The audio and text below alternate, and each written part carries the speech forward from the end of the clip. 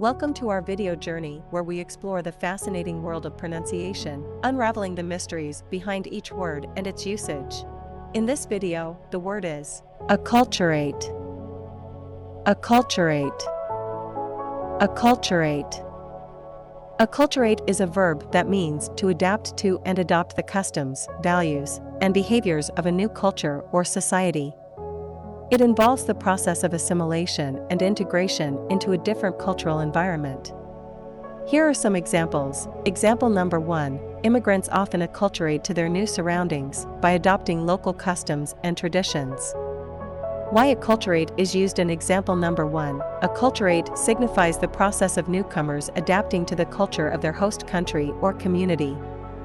Example number 2. Over time, the Japanese youth began to acculturate to Western fashion trends, incorporating them into their own style. Why acculturate is used in example number 2. Acculturate signifies the influence of one culture on another, leading to changes in clothing and fashion choices. Stay tuned for more linguistic wonders and join us in unlocking the magic of language. Thanks for watching, and until next time, keep speaking, writing, and embracing the beauty of words.